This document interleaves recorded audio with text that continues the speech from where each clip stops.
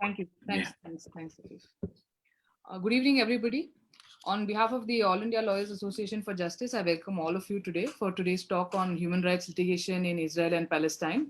I extend a very warm welcome to Mr. Michael Sfard, who will be our speaker this evening. We are very excited to have you here with us. One of the cherished beliefs is that human rights owed to people solely by virtue of being human is inherently universal. They are to be universally held by all, irrespective of any identity. It has emerged as the claim for protection from violation by other people, groups, or public authorities. Today, with the rise of populist and authoritarian regimes, the gravest threat, even to the human rights of citizens, emanates from states. Taking human rights seriously assumes even greater importance in the context of occupation and conflict situation. Today, we have with us Mr. Michael Sfard. In his words, the most basic values of the Enlightenment, values we never imagined would need defending in our lifetime, are under assault. The world looked poised to turn its back on global liberalism and return to conservative nationalist tribalism. My colleague Mohammad Afif will introduce Mr. Sfard and introduce the discussion. Before that, just a few words. Many here, many of us here are lawyers. You're practicing in difficult circumstances, taking up causes that are unpopular given the present political regime and climate here. It would be very enlightening for us to hear from Mr. Sfard about his engagement in the courts of Israel, the occupier courts, as he calls them in his book, and which he writes are one of the main arenas for the struggle over any society's character and therefore that of humanity. I hand over the floor to my colleague Mohammad Afif, co-convener ILAJ. Afif? Thank you, Maitri. And it gives me immense pleasure and welcome, Mr. Sfard. And uh, so the topic today is the state of human rights practice in Israel and Palestine in context of the Israeli occupation. And just before I go ahead, I'll just lay down the structure of the program. Is that first I will just introduce our organization, All India Lawyers Association for Justice, and subsequently I'll introduce the speaker and why we thought it's at this juncture very important to hear Michael on the subject. The second thing, then subsequently, then Michael will address us. And while Michael is presenting, I would request members of the audience who have questions or comments to directly text me in direct chat, after which I will compile them and I will relay them to Michael after his presentation. That will hopefully be just the basic structure of the program. The All India Lawyers Association for Justice is a recent, it's a recent development. We have just been founded in the year 2020. It's a union association of lawyers, legal professionals across India, which emerged as a response in the context of an assault on basic principles of the rule of law that we see in India today, to defend constitutional values, and one of them being the independence of the judiciary. Of course, as a union and then as an association, one of our primary concerns is the working conditions of legal professionals all across the country. That includes law clerks, law professors, and lawyers. And as recently, since the pandemic, one of our major preoccupations have been advocacy and giving representations on the financial and medical benefits to legal professionals in India, lawyers, and pushing them across with respect to the Bar Council of India and the various state bar councils. One of our preoccupations is the working conditions of lawyers. However, in addition to that, we also take up principal questions regarding with respect to constitutional values and in line with standards of international human rights.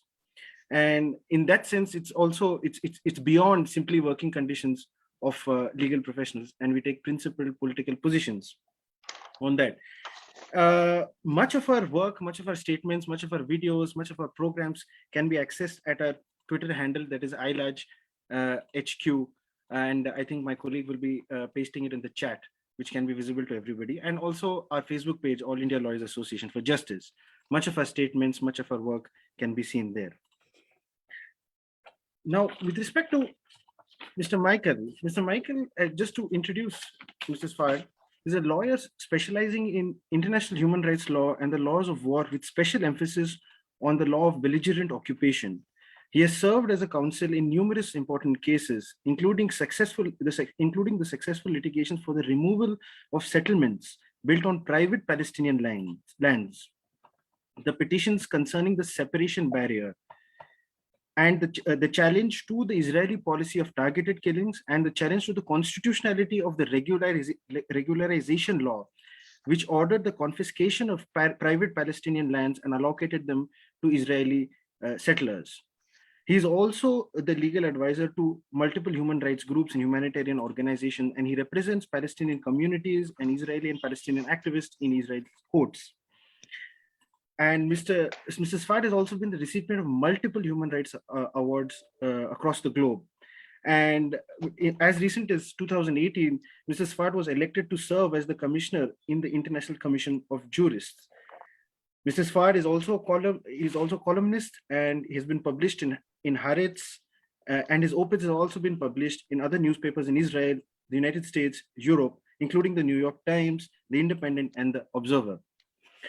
Mr. Sfard has authored or co-authored at least 5 books, one of which, that is The Wall and the Gate, Israel, Palestine, and the Legal Battle for Human Rights, is what actually prompted many of us, many of the members of ILAJ, to just drop in a mail, and just hope that Mr. Michael would respond. And very kindly and very unexpectedly, with sheer joy, Mr. Michael responded saying that he would be really happy to talk to us.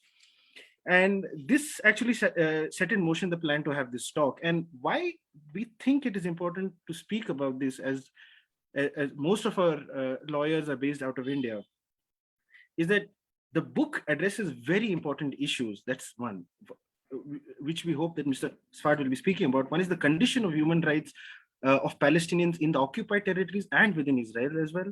The laws and the operation of which enable the occupation. And Mr. Sfard has engaged with the question of, can this occupation be called apartheid extensively as well, even in his op-eds? And we would be very interested to know about from Michael more about this, the role of courts in occupying states, the history of it. These are general, very significant, very important issues that has been dealt with in his book.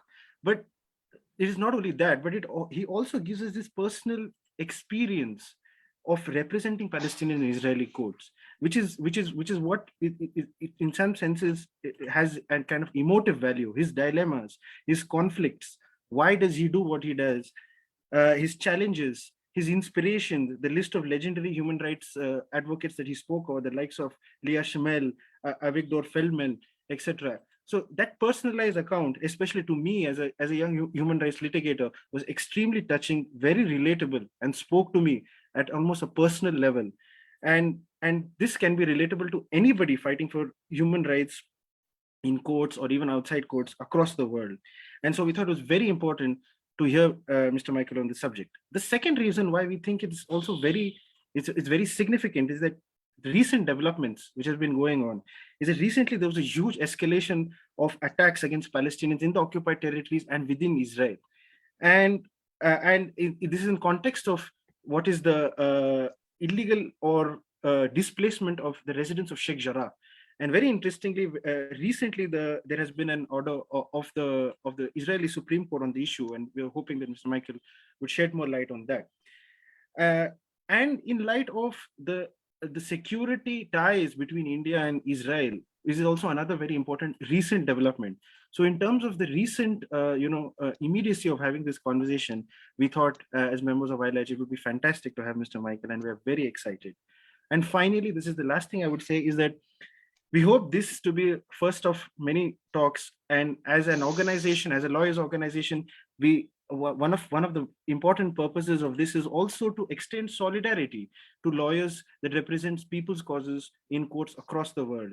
So we hope to take this ahead, and we hope to keep in touch with Michael even after this. And yeah, I think I'll end with that, and I will welcome Mr. Michael on the floor. Thank you very much. Hello, Afif. Can you hear me, just to make sure, because we had technical issues before? Yes. You can hear me. Yeah. Well, listen, thank you very, very much, Afif. You have no idea how thrilled I am to do this event. I was excited when I got the email from you, and I feel a warmth to human rights lawyers in India. There's something that connects us. Maybe it's the British domination history.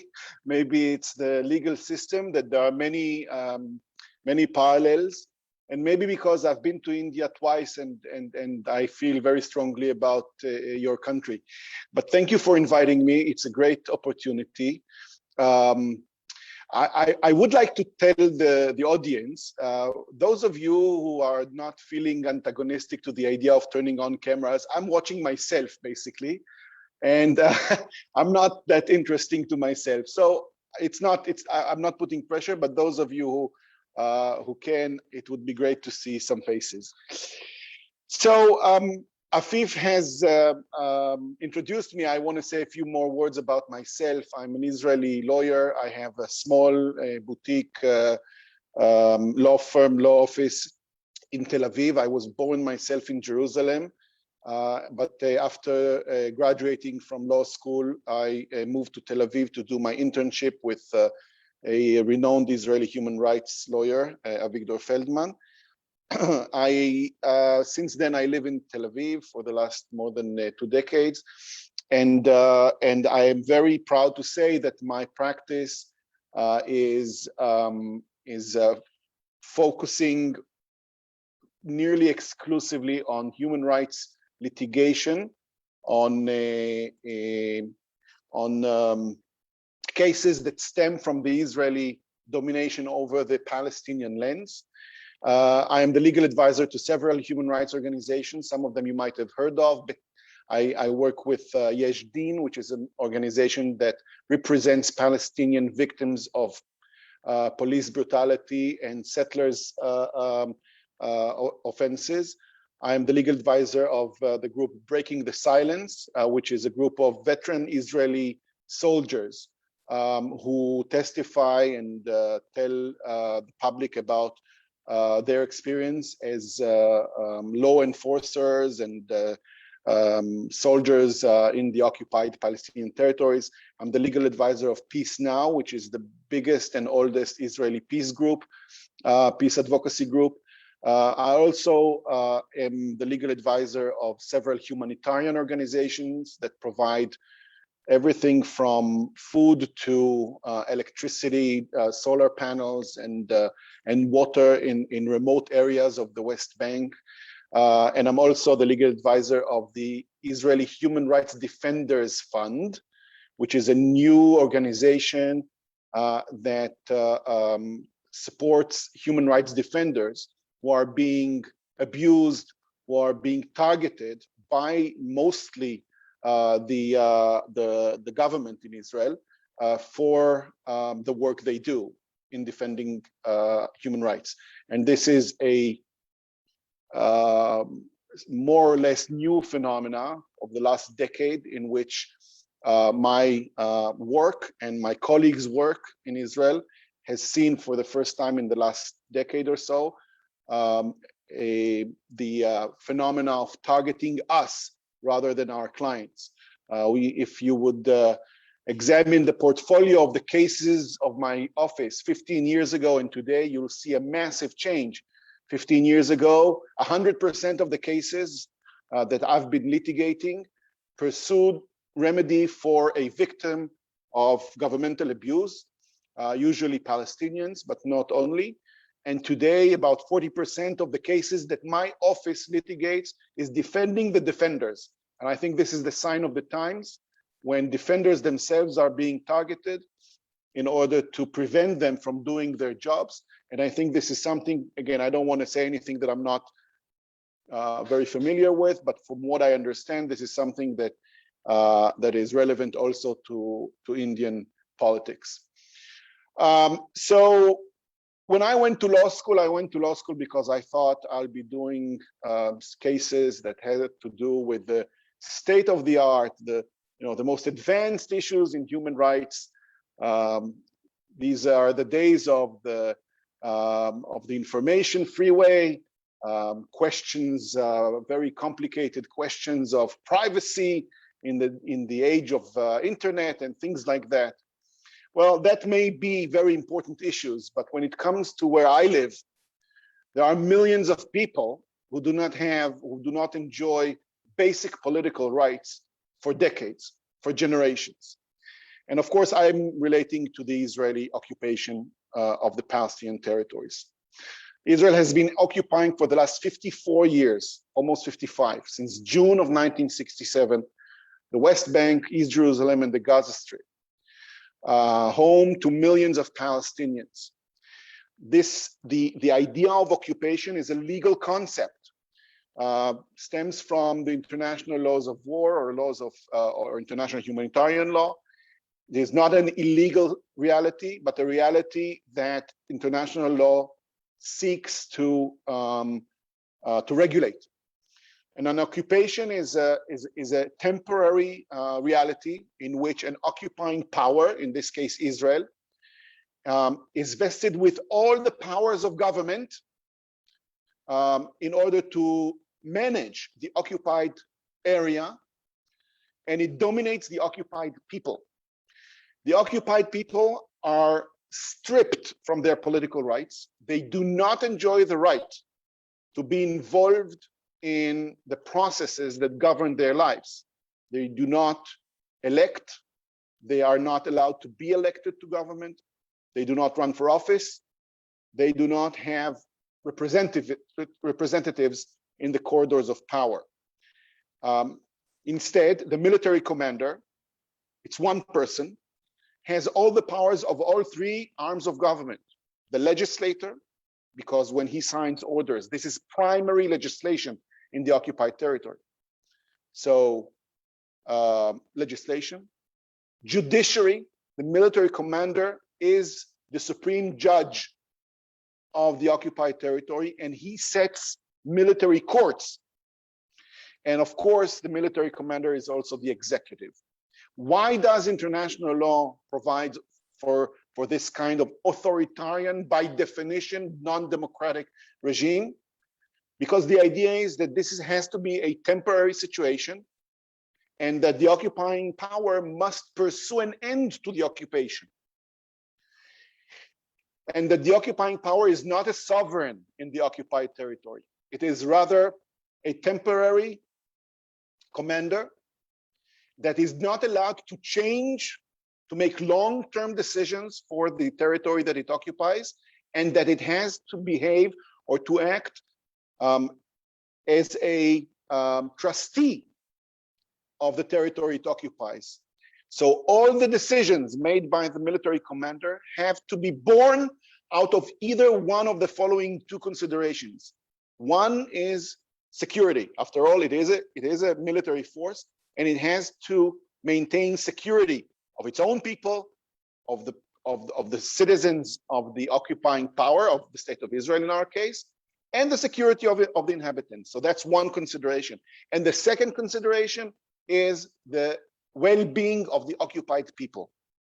So the military commander is not allowed to take into consideration in decision-making interests that are not security of his country, economic interests, things like that. And international law post-Second World War, post the Second World War, made a realization that occupations happen in war. You cannot outlaw occupations, but you have to minimize the duration of occupations. Now, why has the Israeli occupation over the West Bank and Gaza Strip and Jerusalem, East Jerusalem, has been there for the sixth decade, and no end is seen in sight? For many reasons, but one of them is the most important, and that is that Israel does not want to end the occupation. Israel has claims.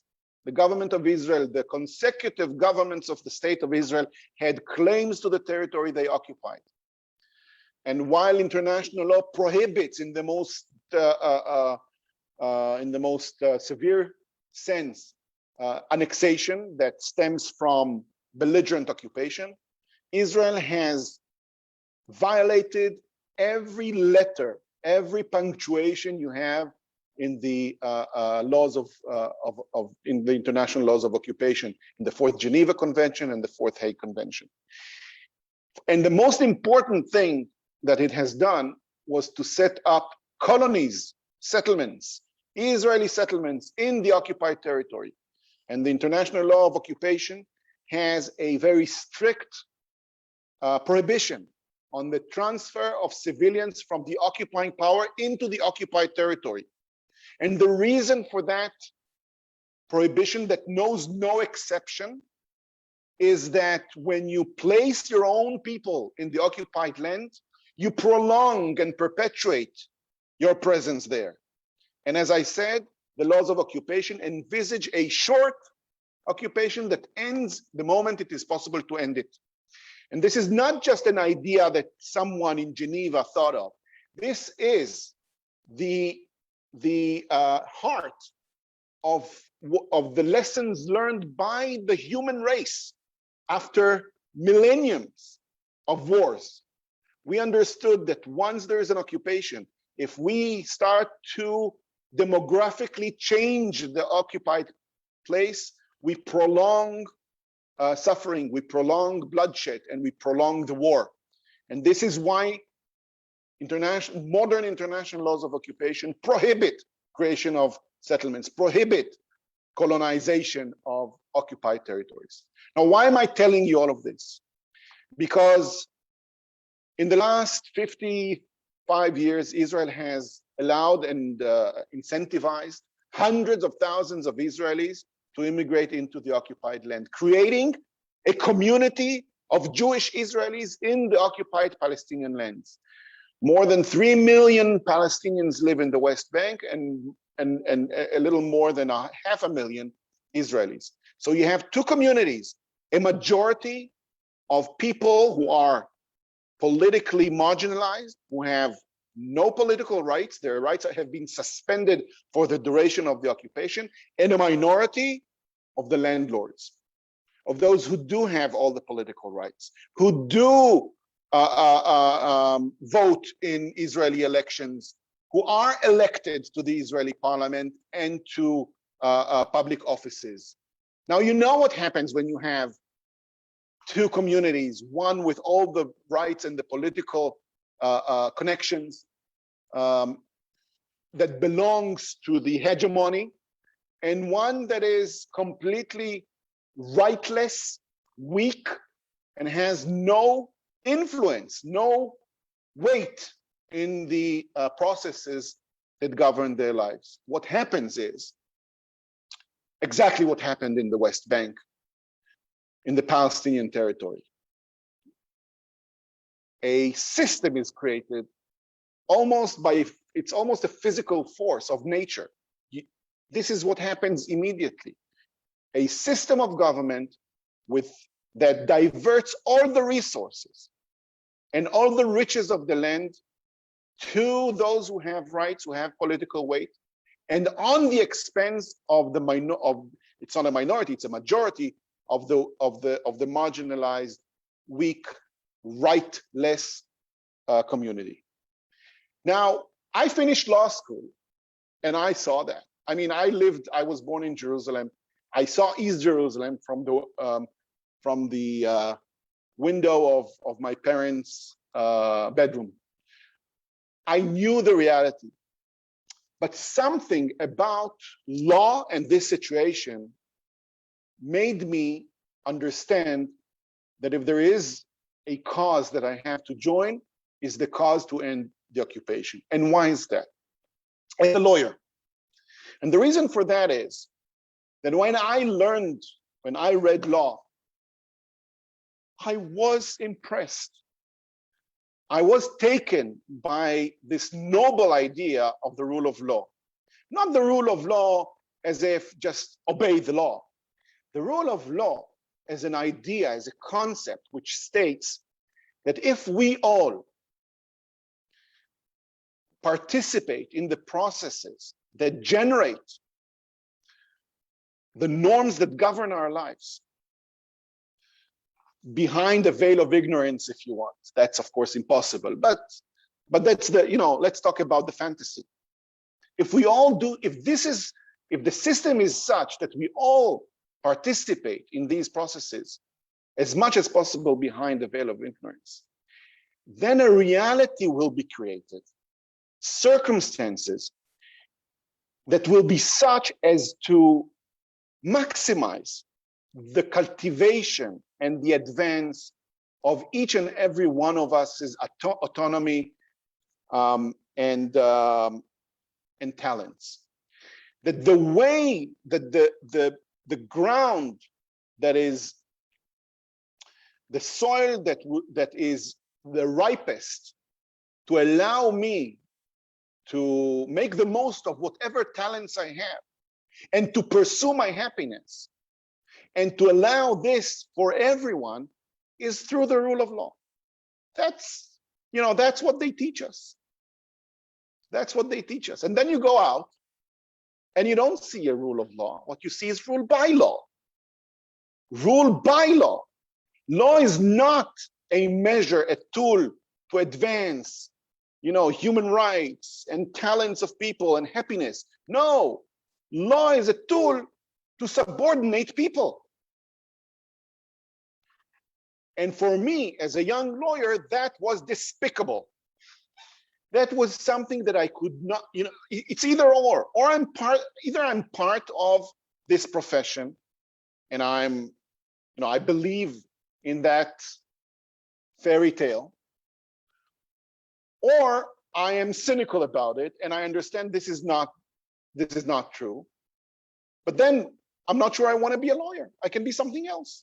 And by the way, I had many things I wanted to be. I wanted to be a writer. I wanted to be a journalist. There were many things I wanted to be. But I kept on being a lawyer, and I decided that I will dedicate my career to advance the fairy tale and to pursue it. Because there are many ways to change the world, and there are many ways to pursue social change.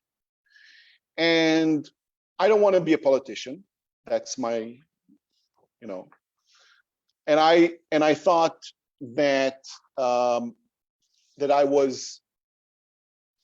that law creates an interesting path that is both intellectually interesting and morally a challenge. And because I suddenly had clients. And once you have clients, you feel obliged to your clients. And and here I move to the second issue that I wanted to address. Who are my clients? So I gave you a list of NGOs that I'm the legal advisor of when we just began this talk. But cause lawyers are no regular lawyers. They never have only one client. Cause lawyers at any given moment, in every case, have at least two clients. They have their client, which every lawyer has, and they are committed to pursue the remedy for that client, right?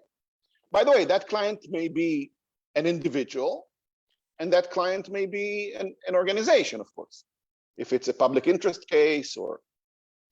But then there is another client, and that's the tricky client, and that's the cause. The cause we're advancing. That's why we're I don't want to, lawyers, as you all know, are very humble people. They don't have egos.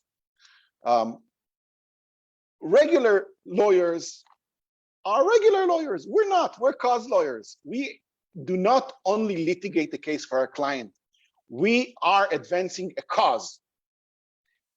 Can the cause and the client's interests can collide? May they collide? They may.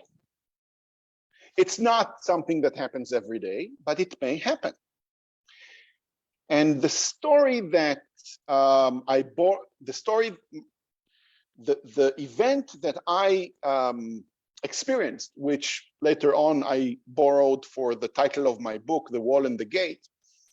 For those of you who haven't read the book, I'll describe it very shortly. I was called to meet two heads of two villages, Palestinian villages, in the West Bank, on whose lands Israel has began building the separation barrier, or what is called sometimes the wall. Israel has decided to engage in a huge project of building a system of fences and tunnels and what have you within the West Bank, tearing up about 10% of the West Bank, leaving it on the Israeli side, and in order to create a barrier that would not allow, that was the official excuse, not to allow Palestinian terrorists from crossing into Israel and attacking Israeli civilians. The problem was not with erecting a wall or a fence, but that it did not follow the international recognized, acknowledged border between Israel and Palestine, which is termed sometimes as the Green Line, but rather it went eastwards into Palestine. And as I said, grabbing about 10% of its territory and leaving it on the Israeli side. And that way, thousands of Palestinians, hundreds of thousands of Palestinians who had business in the area that was caught between the border and the separation barrier had huge difficulty crossing to the other side, cultivating their lands that were caught there, meeting their clients and students and so on and so forth. And so I met these two gentlemen, the two heads of villages. Each village lost more than half of its farm.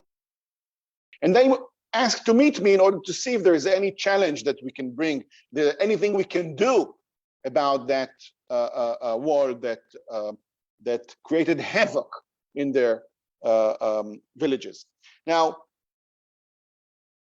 these two villages not only lost more than half of their farmland, but these were the cultivated farm. When I met them in a gas station overlooking the lands that they were not able to access anymore. You know, I thought of Moses not being allowed, seeing the promised land, not being allowed to enter.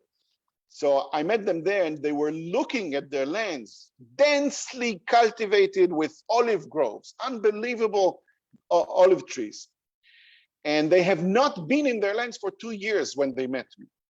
And I looked at the land and I said, look, I see the nearby settlement is 2 kilometers away. And they say in court that they need a buffer zone of 400 meters. So I think this is an illegal fence, even in the eyes of the military, even in the eyes of the military. So, and I was younger, and I was very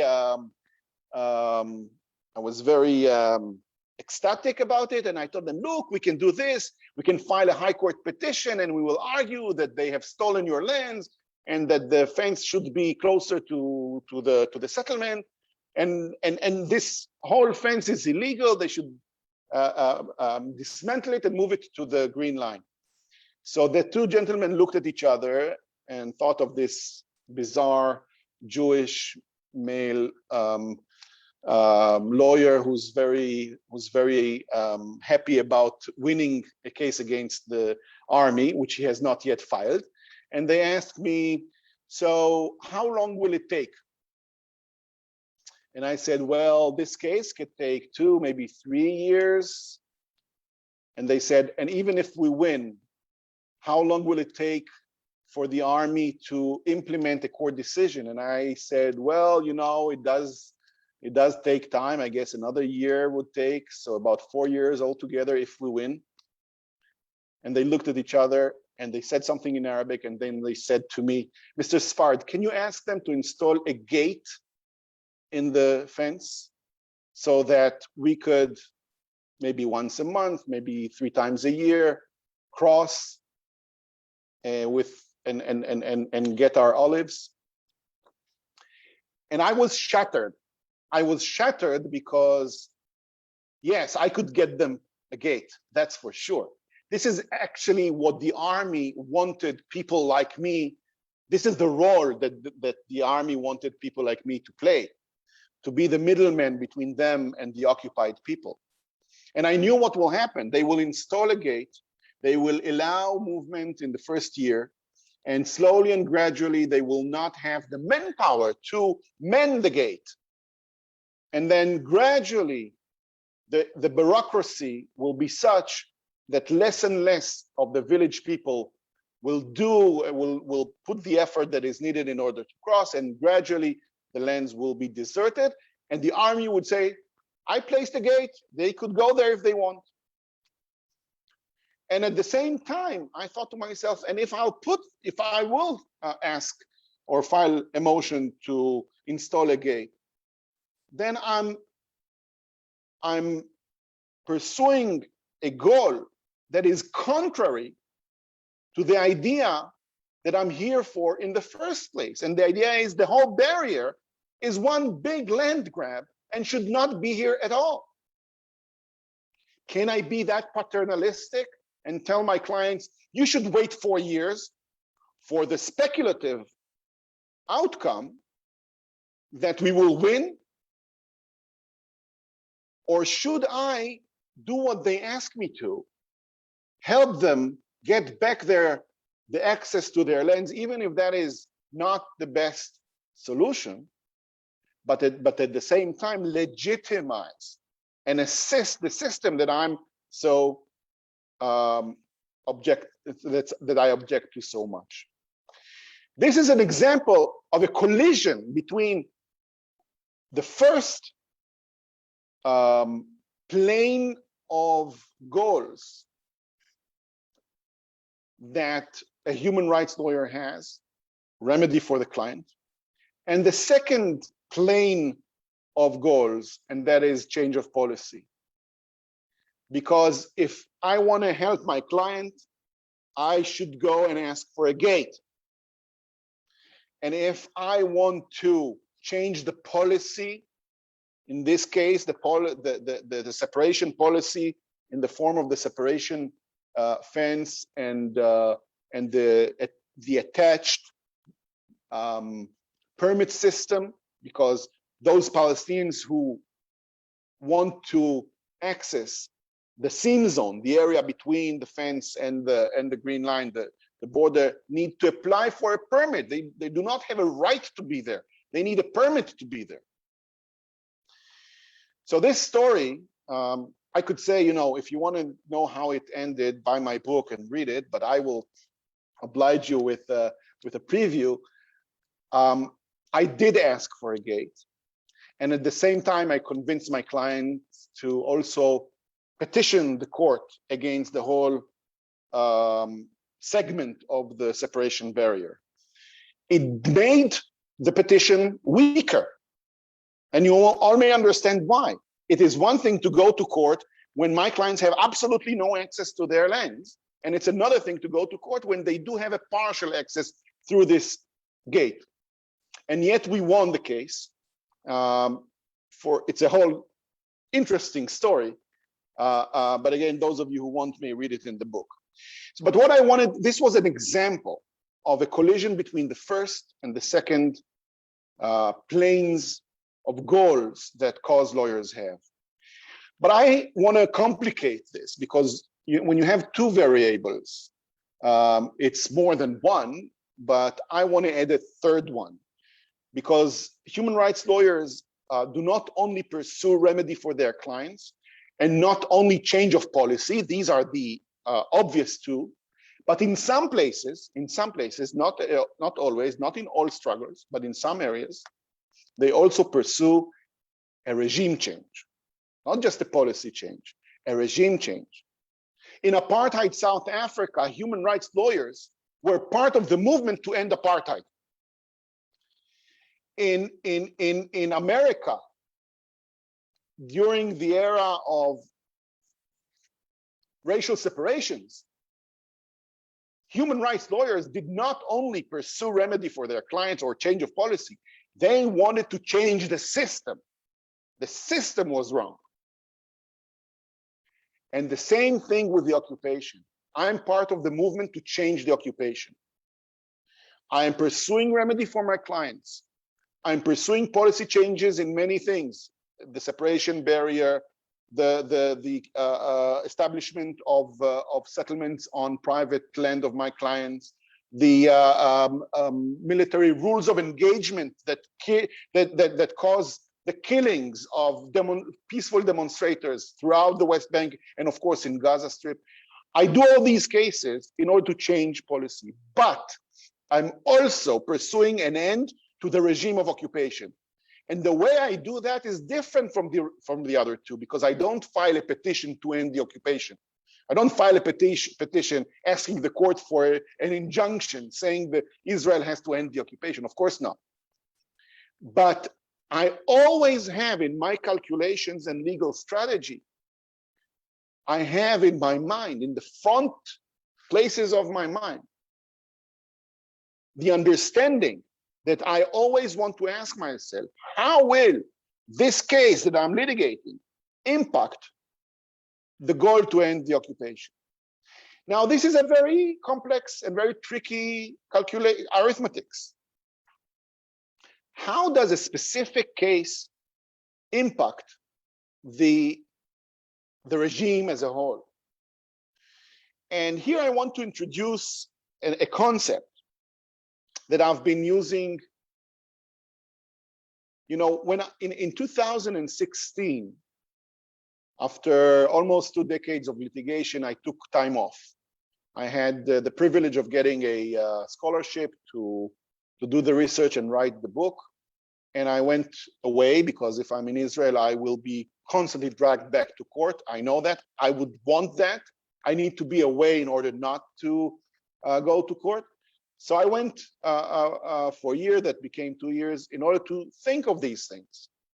Because the one thing that gave me belly aches was the idea that maybe I'm a naive collaborator of the system, that I am litigating all these cases for my clients, and sometimes I get wonderful results because my clients get some kind of a remedy. It usually is not in a court verdict, it's an out-of-court agreement, but we would never reach it without going to court.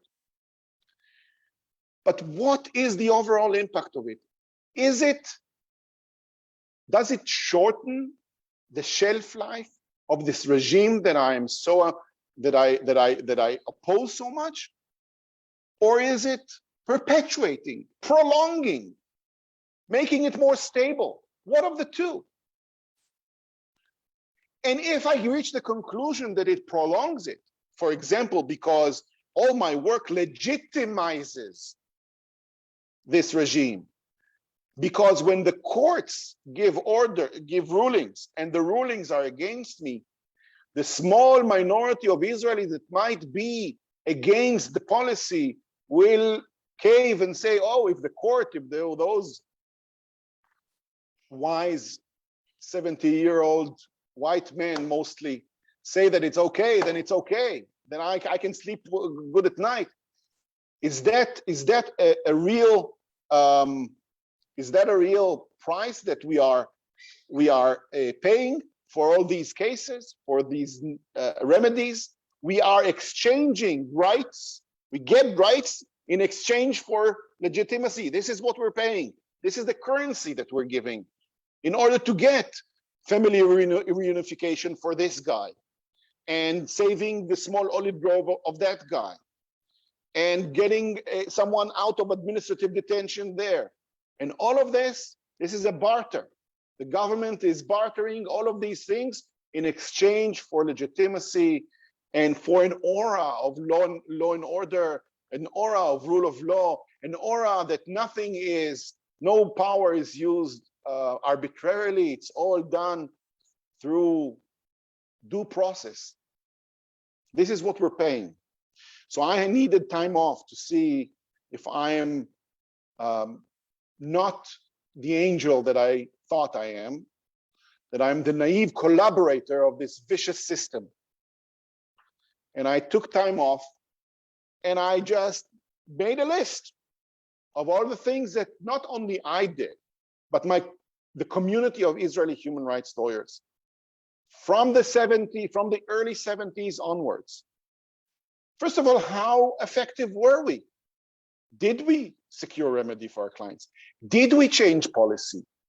And the biggest question of all, how did we affect what I call the shelf time of the occupation?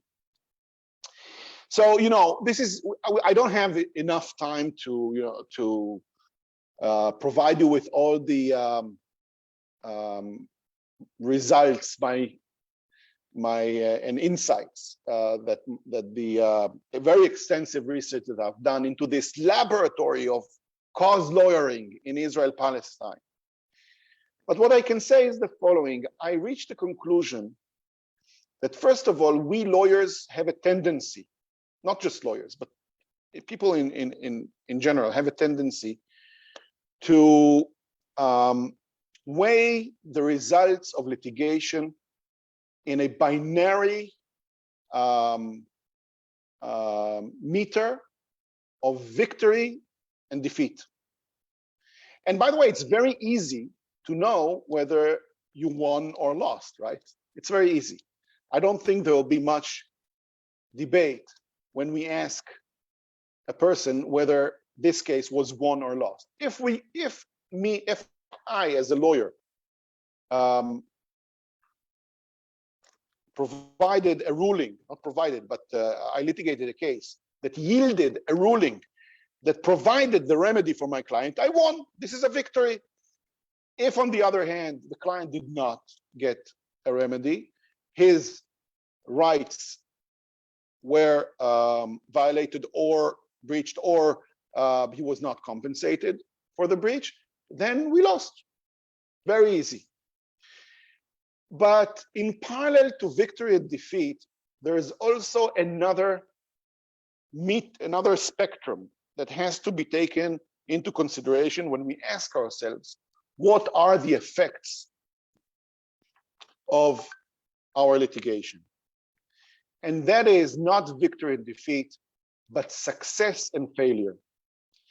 And success is a much, much, much more deep concept than victory.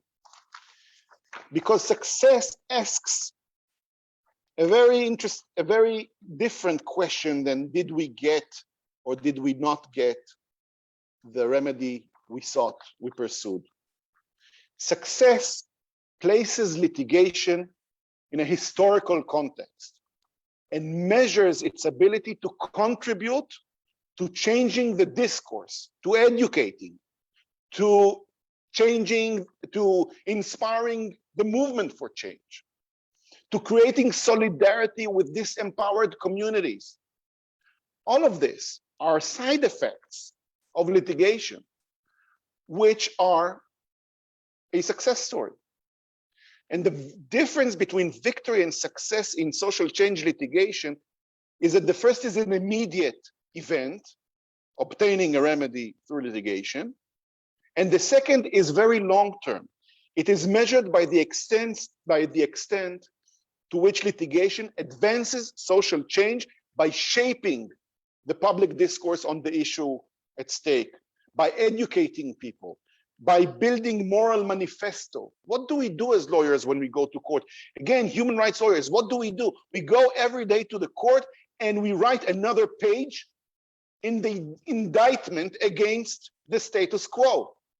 This is what we do, apart from representing our clients. Every day we add more and more pages to that indictment. Whether we win or lose, we are making that indictment. And this is a powerful, powerful social manifesto that we are part of authoring. And so cases may be a defeat, but in long term, their impact is a success. And cases may be won and create a backlash that would eventually end with a failure to change the policy to advance the shortening of the evil regime we're fighting to end. And when we look at our work in the terms of success and failure, and not only victory and defeat, we have a much deeper understanding of what we do. And when we look in these terms, we see that there are many side effects. Again, I call it side effects to litigation. Many fruits of litigation that are not the direct remedy that we are seeking. I'm not saying that we should not seek the remedy. Of course we should. But sometimes we can go to court knowing that we will not get that remedy, knowing. And still we want to go to court because there are these side fruits that we expect that we will get, and they will be part of the success story that we want to write. It could be time that we gain in court, because as you all know, one of the things that lawyers get in court is time, an injunction. You will lose at the end. But while the case is pending, the wrong is not done. And that time can be used for political advocacy, for diplomacy, for media work, for other things. Time. The court is the only place where we can corner the government to make to articulate its position.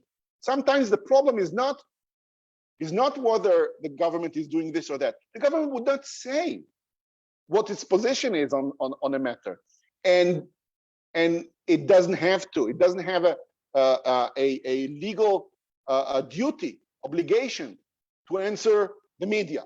It doesn't have a legal obligation to answer, I don't know, a public outcry, but it has an obligation to answer the court and to account for its answer. And sometimes strategy is about this. It's about, okay, and this is what we've done, for example, in a stream of cases that we had against the establishment of so-called outposts, which are settlements that were built on private Palestinian lands, some of them, and they were built with seemingly on private initiative. So it's not the government who built them; it were settlers who decided to start building on a hilltop. And we constantly thought, the government says to the world, this is illegal, and we will deal with it. Not now, but we will deal with it. And internally, it tells the settlers, it's okay, wink, wink. And in court, we said, okay, you government, please let us know, are you with the cops or with the thieves? We need to know. Either way, there is a price to be, there's a toll here that you'll have to pay. If you're with the cops, well, tell us when are you going to evacuate these trespassers? And a court will oblige you to that commitment you take. And if you're the thieves, well, fine. We now know who you really are, and you have to pay the international price of acknowledging that you are grabbing in favor of grabbing private land. So sometimes coercing the government to make a position, to articulate its position, is this a component that we need in our legal strategy. And there are more. Information. We get loads and loads of information through court proceedings. We all get that. And sometimes the information is invaluable. We use it later on for advocacy for many things. We, of course, contribute to public awareness. And so there are many things that we can get from litigation that will help us get carve our way to success, to changing the policy in a long-term social process. So what I've discovered was that it is very, of course, difficult to say whether Israeli human rights litigation against the occupation is a success story. It's difficult because we do not have, we don't have an alternative reality with no litigation whatsoever, so that we could measure, the contribution or the damage that we've caused. But what I can say is that hundreds of thousands of people, human beings, got remedy through those litigations. In most cases, these were remedies, as I said, in the shadow of the court, not in a court ruling, but through litigation. And barring very, very, very exceptional and radical cases, human rights attitude towards this question cannot sacrifice the individual on the idea of some speculative greater good. I included in my book an imaginary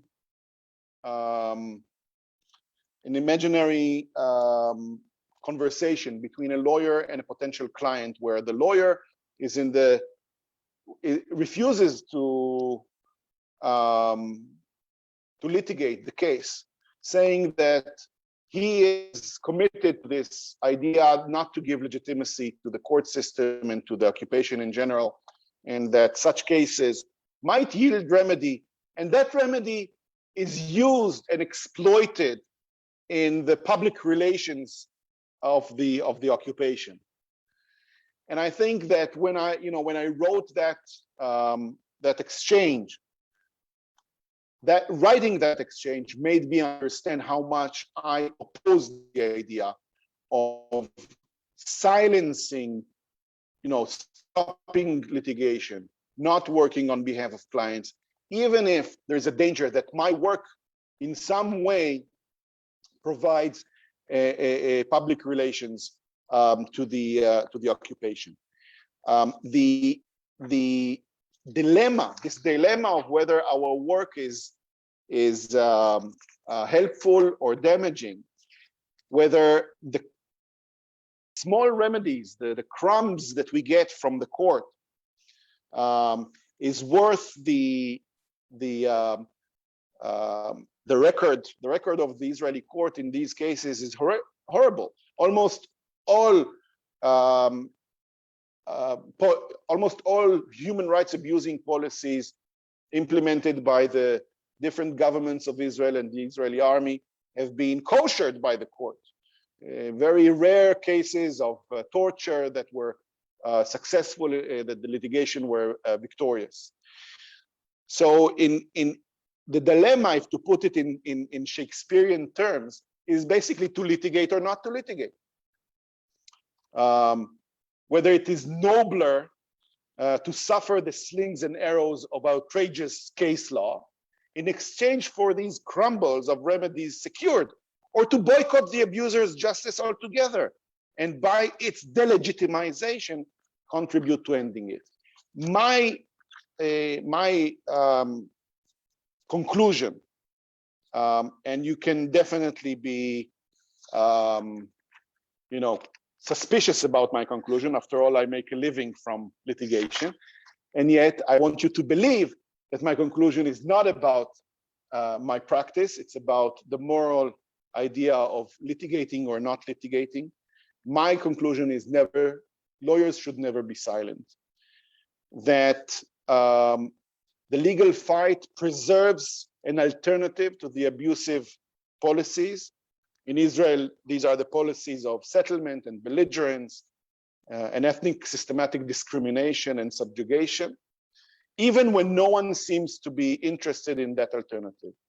And it is only lawyers who do the work of preservation of these values, not only lawyers, but also public figures. However, our critical, cautionary, educating voice has a special role and importance, constantly defining and articulating the evil to be uprooted and the good that should come in its stead. And that is why human rights lawyers should never ask themselves whether to fight for victims of abuse, shutting their mouths, shelving their legal books, burying their pens deep in their pockets. This is not an option, because we cannot stay silent in the face of evil, because passivity is complicity. Because our particular role in the struggle, wording its manifesto, is crucial. Although we might ask ourselves sometimes how to use best our skills, we should never question whether there is a place for the law in the fight. For human rights lawyers, enlisting the law to combat oppression is not a choice. It is an existential act. So this is the conclusion I reached. I ended my scholarship, went back to Israel, reopened I never closed it, but I relaunched my office, and I am still doing the same work that I've done 20 years ago. And unless the occupation ends, I will keep doing that for the next 20 years. I hope it will end. By the way, since I have a problem with my audio on my laptop, I'm here. My picture is from the laptop, but if you see, there's a box that is, when I speak, is illuminating, and it has words in Hebrew. And this is my logo. And what it says is, one day apartheid will end.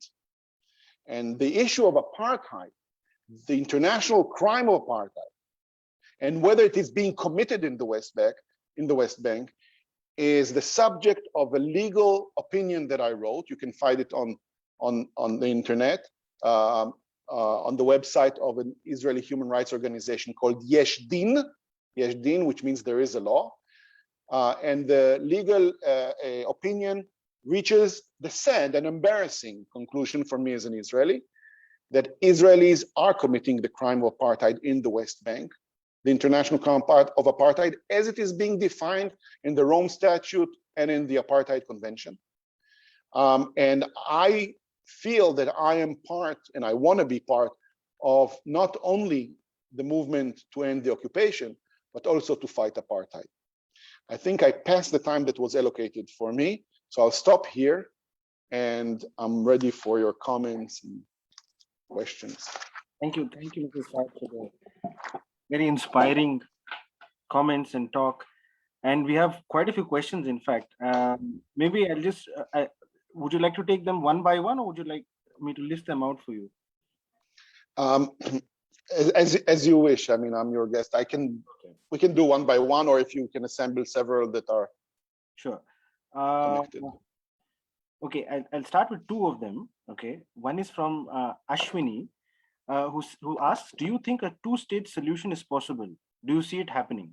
That's one question. The second question is by Divya. Small, short question, very small. That's a small one. Yeah. That's the reason why I'm joining it with the other question as well. So yeah. One is that, do you think it's possible?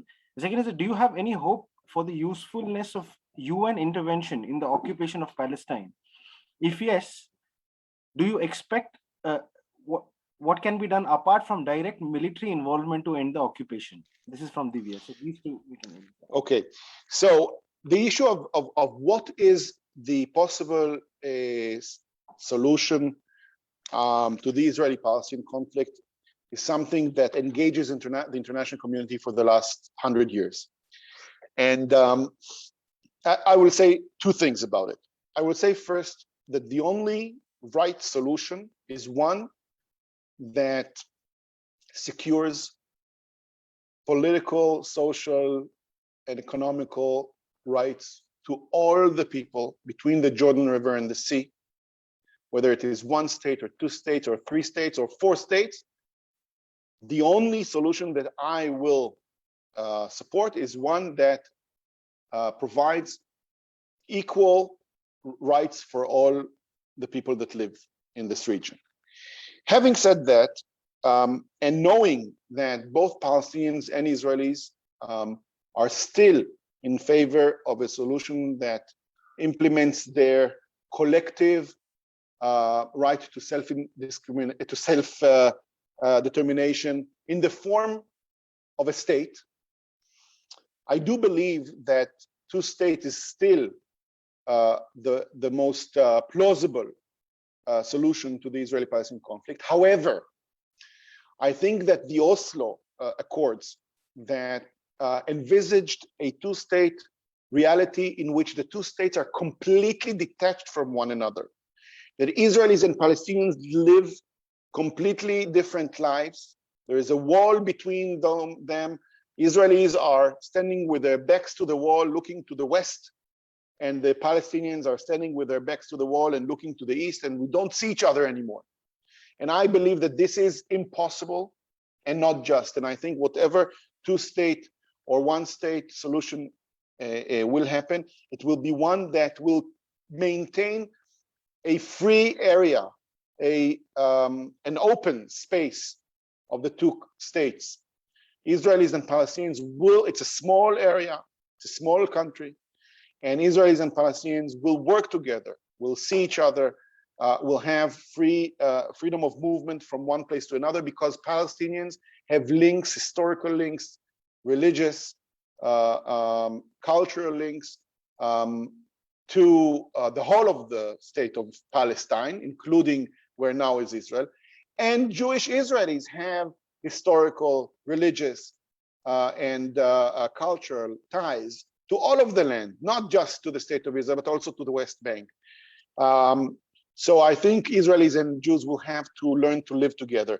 I am, for my part, a member of an initiative that is called A Land for All, or One Homeland, Two States, which talks about a confederacy of Israel and Palestine that will have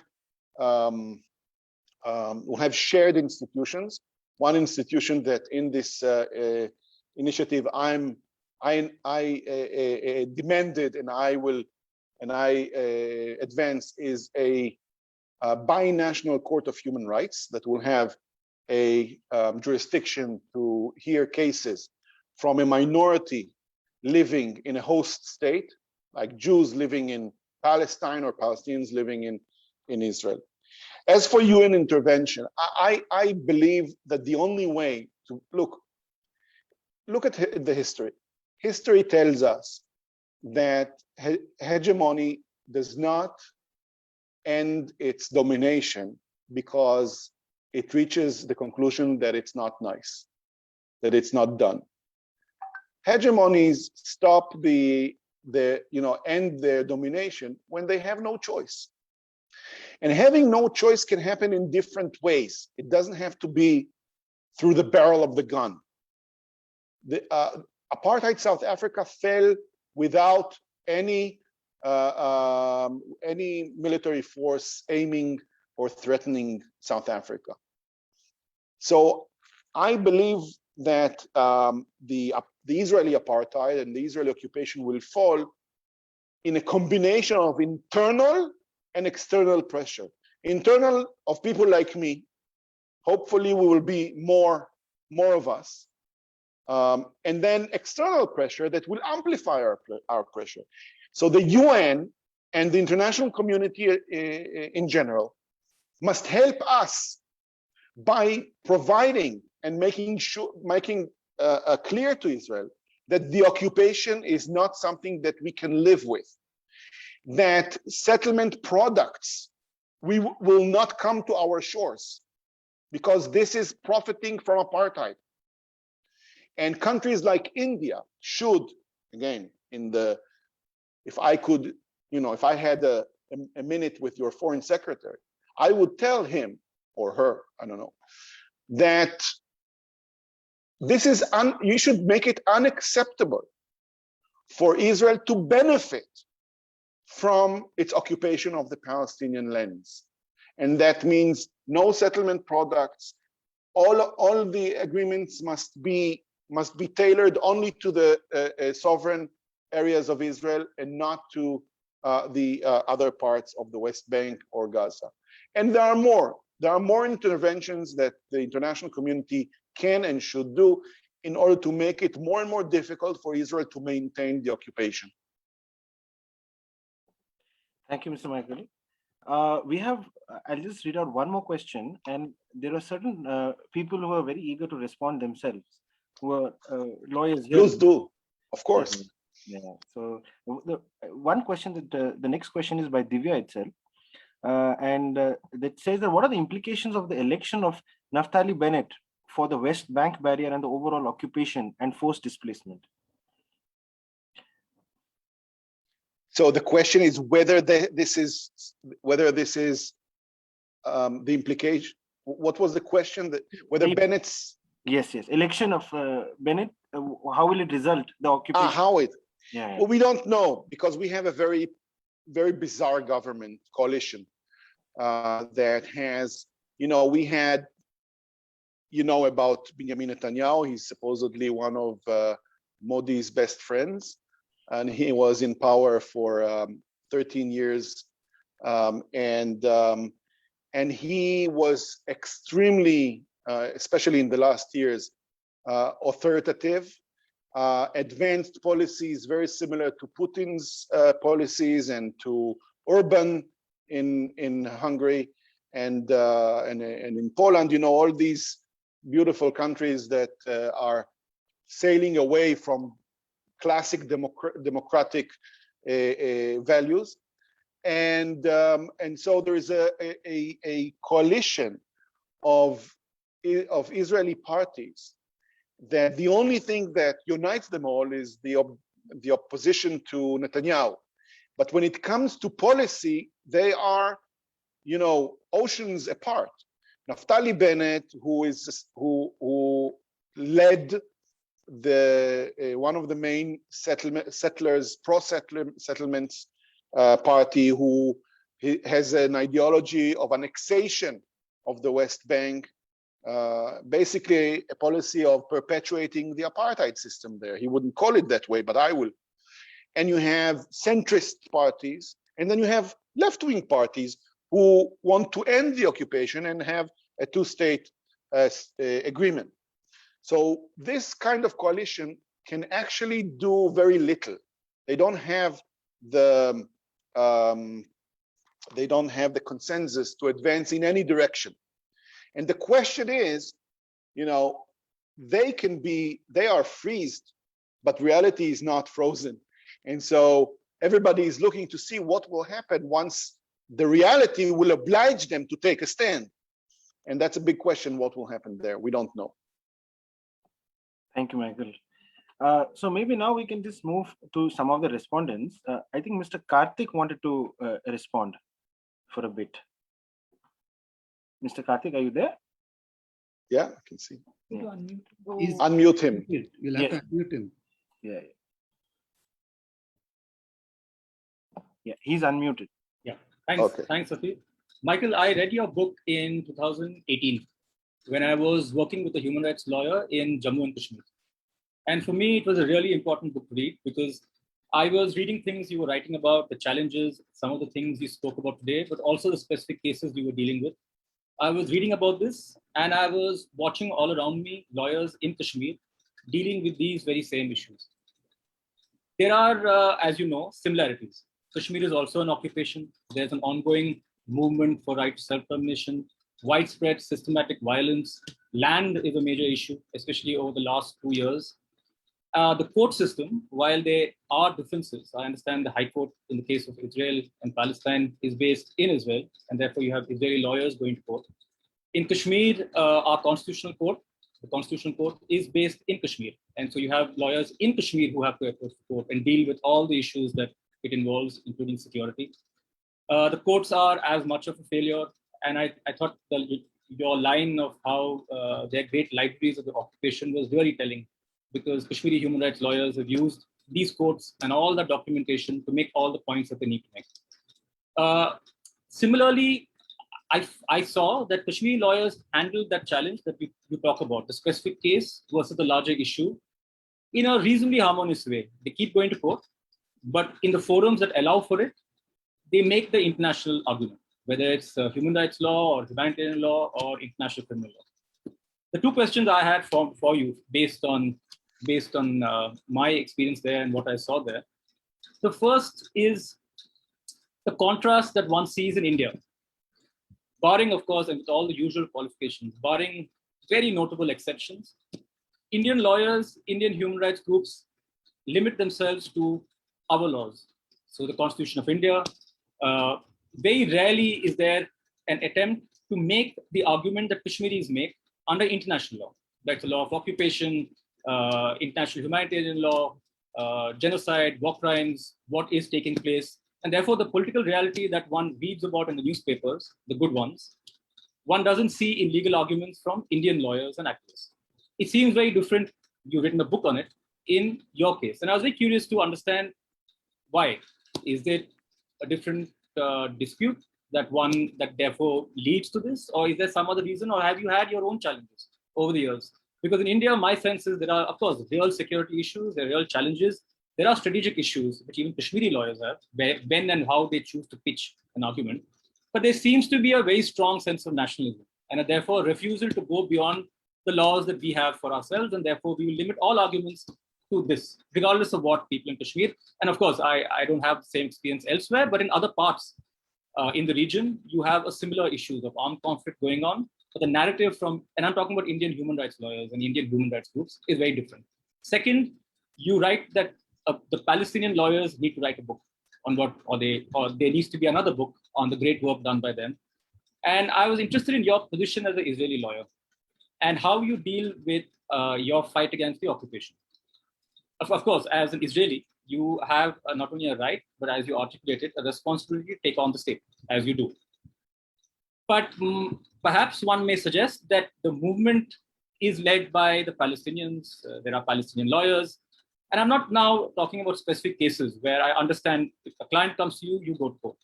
How do you strategize in a wider way? For example, apartheid, or a forum, the ICC, the ICJ, the UN, as the earlier question was posed. When it comes to these issues, are you led by Palestinian lawyers, groups? How do you individually position yourself? Thanks. Karthik, these are two brilliant questions, and thank you. I'm so humbled by the fact that you read my book, and you made my day, my week. As for the first question, I'm not familiar that much with the legal situation or the legal normative framework in Kashmir, but when it comes to the Palestinian territories, Israel has never applied its laws to the occupied Palestinian territories. So officially, Israeli law does not apply and is not the governing legal framework officially in the West Bank, except when it comes to Israelis, because we do have a system of personal application of Israeli law on Israelis when they are in the West Bank, which is another trait of the Israeli apartheid. If I go to the West Bank, I travel there with a bubble of Israeli law surrounding me. And if I commit a crime in Ramallah, I will be tried according to Israeli law, while a neighbor in Ramallah that commits the same crime will be tried by military law. But that's a different matter. The only Israeli law that does apply to the Israeli authorities when they are in the West Bank is Israeli administrative and constitutional law. And in recent years, the same kind of process is being. I can detect the same kind of process that you describe in India is happening here too, in the sense that more and more of the judges of the Israeli Supreme Court are more the new generation of judges that has been elected by the Netanyahu governments are very nationalistic and extremely conservative. And they have, and we can detect that they have an antagonism to international law. And more they base their rulings on Israeli administrative or constitutional law that does not apply directly, does not apply to the territory, but rather to the institutions, to the Israeli military, or to the Israeli governmental institutions when they operate in the West Bank. And yet, even today, the blanket normative framework is international law because Israel has not annexed the territories and did not apply Israeli law. This is with one exception, East Jerusalem. East Jerusalem was annexed illegally in 1967, immediately after the war. Israel law was applied by an act of government to East Jerusalem. And today, Israeli courts, when they deal with East Jerusalem, it's only Michael, I think you've gone mute. Yeah, sorry. There are what I said was that Israeli courts apply only Israeli law to East Jerusalem because it was officially annexed, and there are only old Palestinian lawyers that when they go to Israeli courts to deal with Jerusalem, make the disclaimer, but this is occupied territory and international law should apply. But since the Israeli court system would not accept this, I will argue according to Israeli law. So that is the main difference with Kashmir, I think. And as for the second question, the second question is entitled to an answer that will take more than the presentation I gave so far. I will only say in very telegraphic terms. The Israeli occupation over the Palestinians and the Israeli domination over the Palestinians did not skip Israeli human rights community. The Israeli human rights community for years was leading the struggle to end the occupation as if Palestinian leadership is not that important. And I think that we have been moving through a very important change in this. And I think that in the newer generation, my generation, but definitely the younger generation, understands that this is a struggle in which we could participate, maybe if we're allowed, that we are to assist in whatever privileges we have as Israelis, but that the strategy and the direction and the leadership should be Palestinian. And so in recent years, more and more of the kind of human rights work that is done only when there is Palestinian leadership approval to it. Of course, when it goes to Israeli courts, then because of restrictions by law, it's only Israeli lawyers that can argue the cases. But when it has to do with international tribunals, Palestinian lawyers today take the leadership. But it's more complex than that. But this is, just to give you you have identified a very, very problematic feature of the history of the struggle. Thank you, Mr. Sfard. We also have Mr. Habil Iqbal, who's also a lawyer from Kashmir. Mr. Habil, would you have to unmute him, I think. Yeah, we'll just unmute him. Hi, can you hear me? Yes. Hi, Michael. I am a lawyer and I am from Kashmir. So, and unlike Karthik, who has read your book in 2018, I'm still reading your book. I have read around 100 pages, but as Karthik rightly pointed out, I can find many similarities between what's happening in Kashmir and what you have written about in your book. And as you talked about, if you ever get to meet the Foreign Secretary of India and you telling him, so please tell him that whatever your country is doing in Kashmir, also please stop that. So as you pointed out in relation to the question from Karthik, I'm sorry for the background noise. Okay. So my question is that since India does not recognize Kashmir as an armed conflict, how do we lawyers who are here, how do we tell the world community what India has been doing in Kashmir?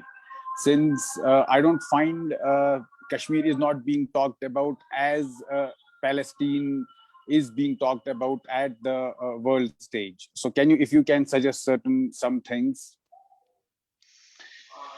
This is, thank you, Habil. It's great to hear and meet you, even if like that.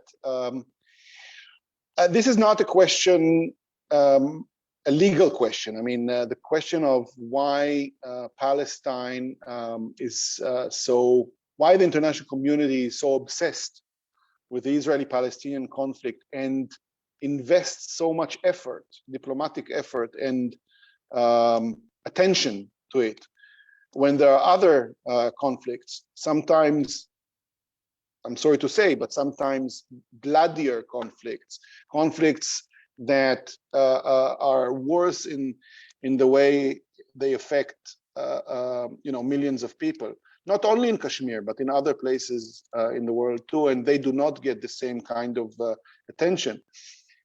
I have my thoughts about why this is like that, and they're not better than any thoughts of yours, but I will still say that I think it's something about, the world structure where the white man is still the one in the center of almost everything, and the history of Israel-Palestine and the history of the Jews in Europe and all of that has to do with is some parts of the explanation why the main powers of the world are still interested in Israel-Palestine, I think.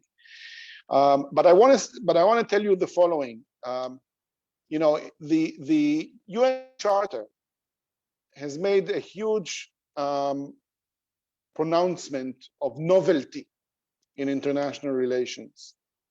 International relations since the dawn of times and definitely since the 15th century was based on the idea of sovereignty.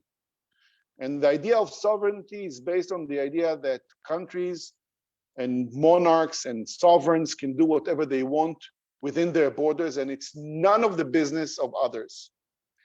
And the UN Charter was in 1945, was the first to state that this is not the case, that human rights and human rights abuse is the concern of the world at large.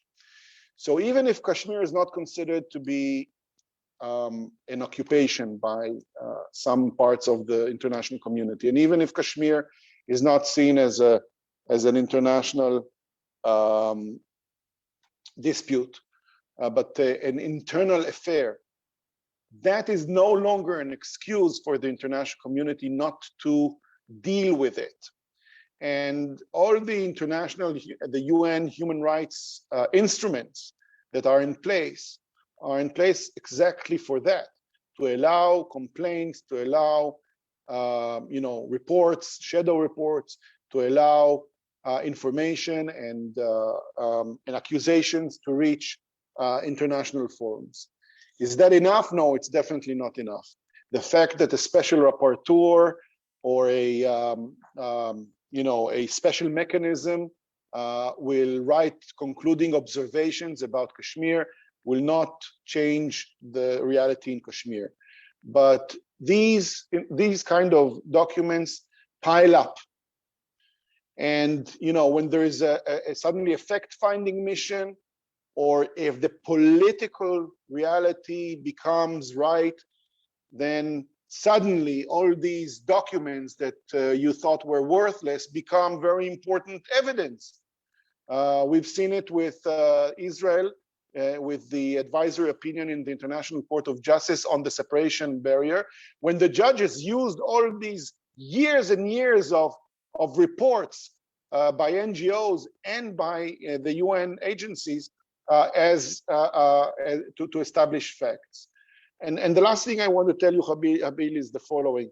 I think in some way, because almost by definition, what we do is fight much greater powers than us, much greater. It's not fair. we work against huge powers, and Israel is one of the biggest powers in the world, militarily, economically, politically, and so is India. So what we do, you can think of it as preparing everything so that when all the stars are aligned and there is a grace period that suddenly the world wants to do something about India, about Kashmir, then everything is ready. You have everything you need in order to make this moment, to use this moment, and not to miss it, and then wait another cycle until the stars will align again. I don't know how long it will take. So even when you think, I'm not making a big change, even when you think that, and it might be true, think of it as preparing for the right moment. Jews say, I'm not religious, but religious Jews say that every morning, every Jew must wake up thinking that the Messiah will come today. And be prepared. This is why they have, festive garments under their jackets, white shirts. So if the Messiah comes, they can celebrate. They can take off their jackets and celebrate. We have to also prepare everything so that the moment comes, we are ready for it. Thank you, Michael. We have next Arvind, who's based out of Bangalore, who's also an advocate, lawyer. Yeah. Arvind? Thanks, Vip. Thanks the Thanks, Michael, for the really moving, passionate, and very, very inspiring presentation. I too had the opportunity to read your book, and it's interesting how your book has traveled so far within the Indian context. Our colleagues and friends in Kashmir are the first ones to have actually picked up on the book, based obviously on the very intimate and close context and close relationship the book has with their experience. From there, it's traveled through Clifton, who you can see on screen, through to Bangalore back in the south. And yesterday, in fact, we had a very nice, very, very interesting discussion uh, around the first chapter of your book with a range of advocates who came in to discuss the book and had a range of questions and thoughts around it. So really, thank you so much for writing this book and for it meaning so much for people in so many really very, very, very different contexts. And I think from the Indian point of view, that is not based in the Kashmir context, but based more in the south. I mean, Bangalore, which is really in the south of India. What was so important for us in reading the book is you, in many ways, opened our minds out. And this point we have discussed again and again. I think India being the size of a continent or a subcontinent, it also leads to certain high level insularity. I mean, we're very grounded in terms of what we do in our localities, and we don't have a necessarily wider vision of the world. And so that's why when Ailaj opened this discussion out, very important for all of us, for us to open our minds out and see the broader world, as it were, and see what matters outside the world that we inhabit and that we live in. So thank you for that dimension of the book, really. And the other, what is truly remarkable about the book is you are in many ways speaking as a lawyer. You're also speaking as an Israeli. You're also speaking, I think, though you said you're not religious, I think as a Jew, in terms of looking at Yes. the progressive traditions within Judaism. I thought that was, again, inspiration for all of us to broaden our minds out a little bit beyond the context of being a lawyer alone, to think what are the wider frameworks which we inhabit and how we can think within those frameworks as well. And I think the point which I think moved everybody, and very happily I'm saying everybody, I'm sure people have different opinions, is that there's a way in which there's a touch of, or not a touch, there's a strong sense of inspiration which you provide in a very difficult context. And I think this is something which, as human rights lawyers, advocates, we have sensed this throughout. I mean, you ask any human rights advocate at the end of a year, and say this is the worst year we've ever experienced. And that's we've been saying for the last 20 years, right? And suddenly we're coming across a situation where it's really very, very, very, very bleak times. And in that context, we turn to your experience and see the way you make sense of the world around you, and see the way you take your work forward with that more than the touch of inspiration and passion. And that's really remarkable. And I think the what you just said, right? I think you quote in the book, you quote Feldman as talking about judicial decisions as what you call the great library of the occupation. And today, you beautifully put it, right? You write enough through each case you litigate, each judgment you come up with. You litigate, you write another page in the indictment of the status quo. And again, this idea of distinguishing between victory and success, I think, is really a beautiful idea, and it's linked to as you rightly put it, the question of time. We have to have a larger, wider, longer perspective when we do this work. If we're very embedded in the immediate and the everyday, and saying that tomorrow is all we can think of, then it will be very difficult to sustain this. So you've taught us that as well, to keep a wider sense of perspective and think in a time scale which might even sometimes not even be human, might not be within the next 2 years, 5 years, 10 years, 20 years. We have to have that kind of a perspective. And I think the last point, which I thought was again very, very important. I think you read the book, and again we followed your work a little bit. You read the book, you get a sense from the book of how clearly we're talking about apartheid state. And then we recently saw the Human Rights Watch report, and of course the credits, Mr. Michael Sfard. And we've been able to make that argument at the international level about why Israel is an apartheid state, and that argument is accepted by a mainstream human rights organization. Again, that's remarkable. And the idea of apartheid, again, that's when you and to me, we always thought of the Convention Against Apartheid as maybe a historical document. And again, it gets back to, I think, your wonderful big point, which is the idea that the law sometimes can speak to a future, though it's embedded in the present. Apartheid, the Convention Against Apartheid is that moment in time. But when you talk about the idea of domination of one national group by another national group using means such as torture and discrimination, etc., then you're applying it to a completely different context. And that again is the power of the value of the use that the law has. I'll end just with one last point and one question, which is I don't know how true this is. Have you been able to build a larger community of lawyers who are doing the kind of work that you do, and a larger community of Jewish people who think that the way that you do? Because again, maybe Afif mentioned Sheikh Jarrah. Maybe this is not purely totally representative, but some of the what we saw on the social media of young people in Israel being so vicious and so brutal and exemplifying exactly the opposite, exactly the opposite of the moral manifesto you so powerfully and so beautifully advocated in this session, makes one take a step back and say, hey, what exactly is going on? Are we seeing a more brutalized society? Are you even more of a minority voice? Which makes it, of course, even more important that you're here and present the counter voice. But do you see the way in which the moral manifesto you're presenting is getting a wider traction within Israeli society, or do you where do you see that going? That's really the question. Apart from my comment, yeah. Thank you. Look, Arvind, I am a man of words, but I am speechless when it comes to your comments about my book. Really, this is I'm just humbled by your words. Thank you very, very, very much. And I do, as I said at first, I feel I don't know why, but I feel that there is a lot of things that connects us, and I think that yes, there is a network today, a community of human rights lawyers all around the world. I will call it human rights legal activists.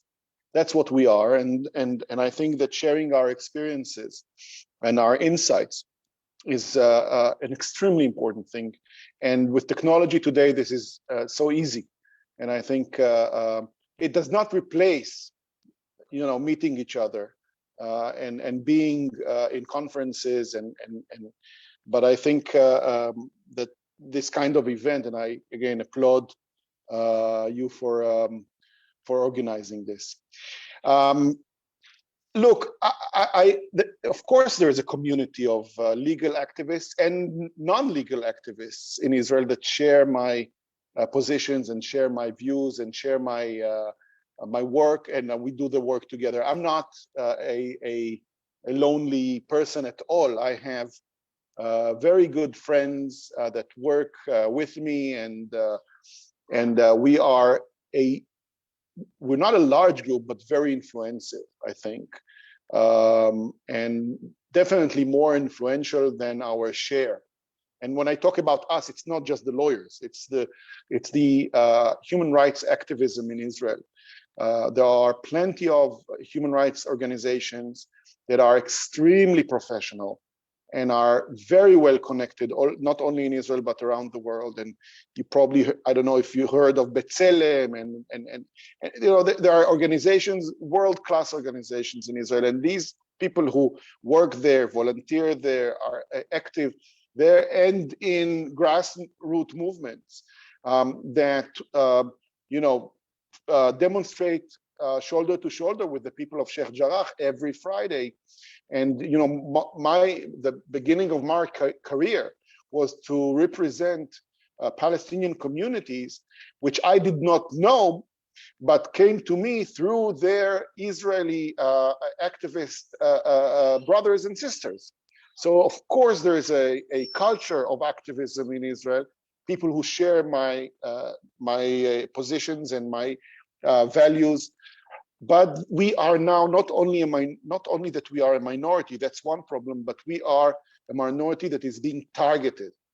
And the reason that we are targeted, I always tell it to my friends in Israel, the fact that we are targeted has to prove, this is a proof to you that we are influential, because no one would have targeted us if we make no change, it makes no sense to outlaw Israeli organizations, to brand them as to brand activists as agents of foreign powers, to delegitimize us, to work to pass laws that will stop our funding. Things like that are done, and the pace that is paid by the Israeli leadership, in the sense of the image of Israel as the only democracy in the Middle East, can only be understood when you realize that our work matters, that they are afraid that we do make a change. And so, yes, Israel has went to the right in the last decade and a half, pretty much, but this is changeable. I have, and I'll end with that, I have an op-ed that I wrote in Haaretz. It was the most popular op-ed I ever wrote, and still people refer to it. It was titled, "One Day the Occupation Will End." And the main argument was that the occupation will end suddenly. Suddenly, it will not be a linear process. There are many cracks underneath the surface that one day will all converge and things. And when that happens, and this is the interesting part, when that happens, we will discover that everyone was against the occupation. Everyone was in the resistance, right? Because the vast majority of people do not make a stand. That's how people are. Not this way, not the other. This is the big silent majority. And once the wind will change its position, its direction, they will join us. Thank you, Mrs. Sfard. There are a couple of questions that have been sent by some of the members of the audience. I'll just read them out to you, two of them. This one is from Ashwini. What are the personal conflicts have you encountered besides external factors of legitimizing the regime? Essentially working for a side no one would have expected you to fight for. Yeah. Is that clear? Whether I had issues with representing people who are considered to be enemies of my state? Yes. No. No, I look, I was born into a culture where everyone is entitled for a lawyer. At the beginning of my career, I was a criminal defense lawyer in parallel to being a human rights lawyer. And I represented people in security-related cases that were charged with tenfold more heinous crimes than the people that I represent today as a human rights lawyer. And I had no problem with that either. I could say that, and I was asked once in an interview if there is anyone that I will refuse to represent. And I said that there is no person that I will refuse to represent, but there are ideologies that I will refuse to serve. So people can come to me with a line of argument that I'm not ready to take to court.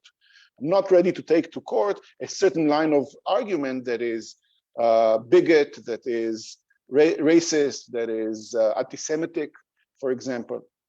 But I do not have, and by the way, again, when I started my career, the Israeli public had I didn't feel that there is a problem, that anyone blames me for representing the people I represent.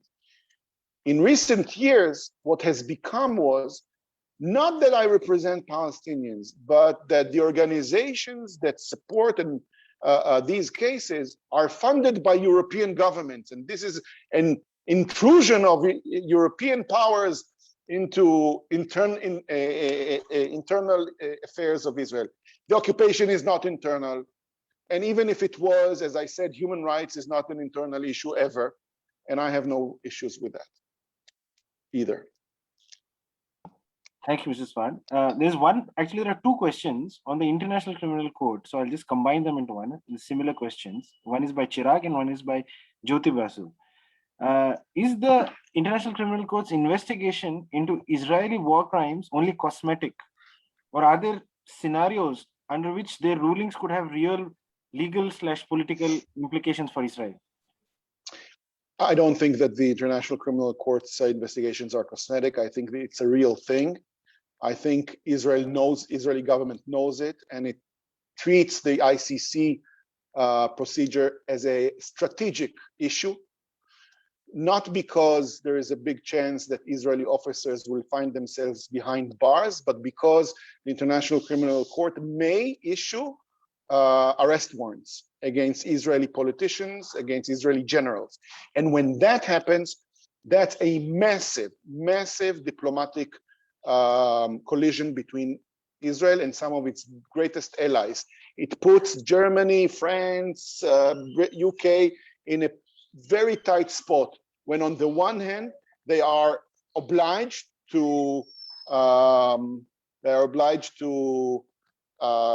carry out the international arrest warrant because they're members of the ICC, and on the other hand they are allies of Israel, and they have difficulty politically to do that.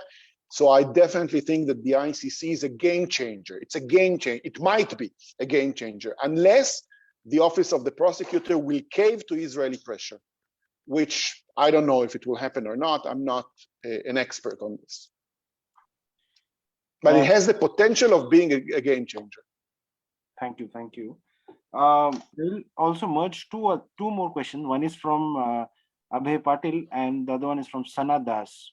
Sana Das asks, by consolidating strategies of cause lawyering through a book, do you not fall into the trap of strengthening the regime, which will be prepared with knowledgeable counter strategies?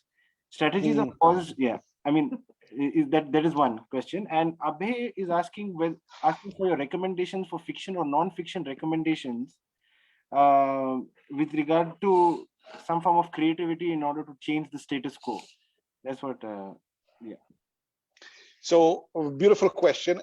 When I wrote the book, I thought to myself, not that I'm giving away secrets, but rather that whatever legitimization my work has caused, this book will correct. They will now know that I did not mean to legitimize anything.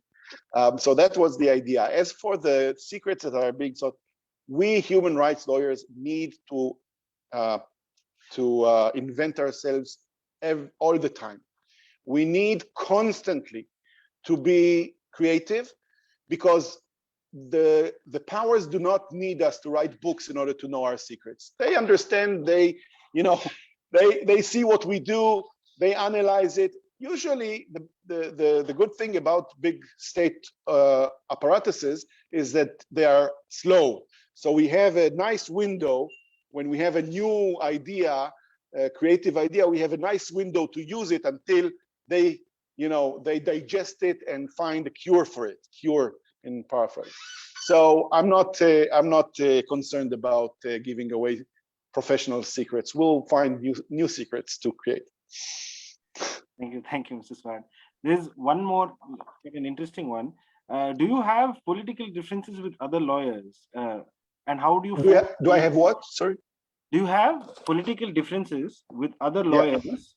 And how do you forge solidarity then? I'm assuming lawyers that are against occupation in this case. Do you have... I have counter... I mean, every case, there are two sides. And usually the government lawyers or the army lawyers, depending on the case that I litigate, do not share my positions. By the way, the most interesting thing is those lawyers who do share my positions and work for the government or work for the army. And the exchange there is interesting because they see me as part of their milieu. And I sometimes feel that some of the work I do is also to try to educate them. I'm not trying to be condescending. I'm not educating them because I know more, but I try to open their eyes to things that they don't see, for the simple reason that they don't go to Palestinian villages and they don't see they don't talk to the clients that I do, and they know very little about the reality. So this this relationship between human rights lawyers and government lawyers is also a good subject for a book if anyone wants an idea. And there was a question about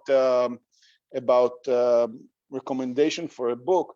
So when we talk, if the question was about the Israeli-Palestinian conflict, then I think the most important textbook, the most important legal book, because my book was about law, but it was it is a popular book to be read not only by lawyers, but lawyers who want to read about the law of occupation and about the Israeli Supreme Court. There is a book called The Occupation of Justice, and it only recently a second edition came out in English. The author is Professor David Kretschmer, K-R-E-Z-T-M-E-R.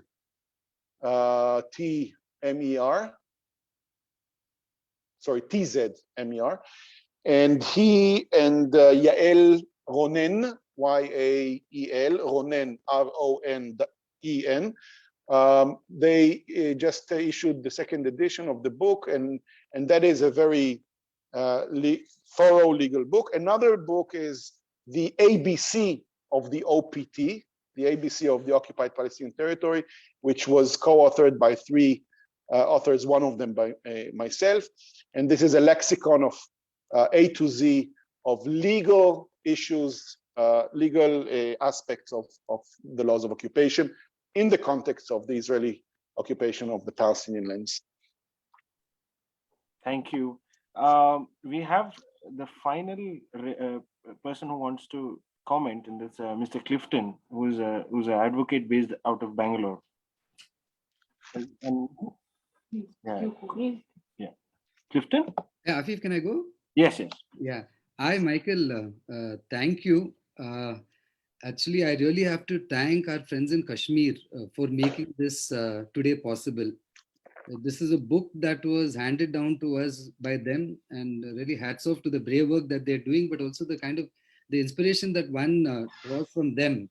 I can see friends here, practicing in extremely difficult circumstances over there. So I think seeing you, hearing you speak, in a way, I almost feel, kind of resonates with some of the things that was said over there. And I completely agree with what Karthik is saying. I think there's just one comment and maybe one question. In your book, I mean, I read your book actually a couple of years ago, and then yesterday we had a kind of a reading session on your book again, and I had a chance to read it again. And one of the things that I really took away from that book is you draw on the legacy, actually, I would say, of Abraham Joshua Heschel, and the kind of solidarity that was expressed with the civil rights movement. In fact, you quote one thing that was said: in a free society, some are guilty, all are responsible. I think when we think about the situation in our own nation, whether what's happening in Kashmir or in other conflict areas across the country, I cannot but just keep going back to this particular. It's just 7 words, but it really means so much means just so much. Coming to the question part, I mean, I think the language that you use, for instance, of occupation and the kind of work that you do, and from my understanding of the work that's happening in Kashmir and in Israel and the number of people who are doing it, there is an openness about the articulation. There is no holds barred in terms of calling an occupation an occupation. Really, I think that courage is one thing, but I'm just curious about how do you understand that, as to what is the structural difference that allows for that, say, in an Israeli context, in the sense, I mean, given the kind of military state that it is, but yet so you're able to, and not just you, when I say you, I mean the collective, all of you all who are doing this kind of work. How is it that kind of a space exists over there? And I don't think, in my understanding, it's not the benevolence of the state, as it were. But I think from whatever little I've read, it is a space that has been really carved out by decades of activism. So if that's something that you could just briefly touch upon, I would really like it. Yes, thanks a lot. It's a wonderful book. Read it. Thank you, Clifton. Thank you. You are all too generous with me. Thank you very much. Yes, I definitely, I think I make the point also in the book that, you know, I describe the Israeli nation as suffering from multiple personality syndrome. We actually are. We have, you know, we have genuine liberal, pluralist roots, both in Judaism and in Zionism, in the Jewish national movement. It's not a charade. It's not a masquerade. It's real. It's there. And in India got independent in the same year that Israel has, right? And at the same years, more or less, many new countries were created, coming out of colonialism. And only small number became democratic in the sense that they were based on the ideas of separation of power, of elected legislator, pluralism in arts and in academia, and commitment to fundamental individual freedoms. And Israel and India were. And this is, again, it's not a PR stunt. This is genuine. And also, it is a genuine root of the Israeli society. The basket of well, I would call it very illiberal, militaristic, chauvinistic, nationalistic, and even racist values. This basket of values, of dark values, is also something that we carry with us from the diaspora to Israel. And of course, and I don't have the time to delve into this, but the experience of the Second World War with the Holocaust, with the Shoah, and the genocide of 6 million Jews in Europe, it comes into it and has a huge psychological effect on the way Israelis view not only the reality, but also conflicts and the international community as a actor to rely on. And so we have these two personalities that are dancing within us constantly. And when you ask Clifton about using the word occupation, you know how much fights there are around using this word in Israeli media? The Israeli right is targeting every media outlet that is using the word occupation today. We cannot occupy our own lands. This is the slogan. And yes, there is a huge or a very important big minority in Israel that withstands this attack, this discourse attack. And so it is we are very much aware that that words are part of the struggle, that concepts are constantly being targeted and destroyed in order, and this has an effect in the real world. And so we also are very, very persistent in using the right concepts and right articulation. For example, I'll give you one example that is not relevant in English. In Hebrew, the word East Jerusalem can be said in two ways. You can say East Jerusalem, or you can say Jerusalem the Eastern, okay, something like that. Jerusalem the Eastern is an independent place. East Jerusalem is part of Jerusalem, just the east part of Jerusalem, of the United City. Human rights lawyers and human rights activists in Israel would not say East Jerusalem. We would all say Jerusalem the Eastern, right? In order to make the political stand that this is a different area. place of habitation. So that's just an example. But yes, words matter, and words shape our understanding of reality. And so even words, or not even, but words are a subject of struggle. Thank you, Michael, so much, and thank you so much for being here with us, and thank you so much for responding to a very random email. And after Sunita's read your book, yeah, it took me 2 emails to make sure that this is not some right-wing organization trying to embarrass me.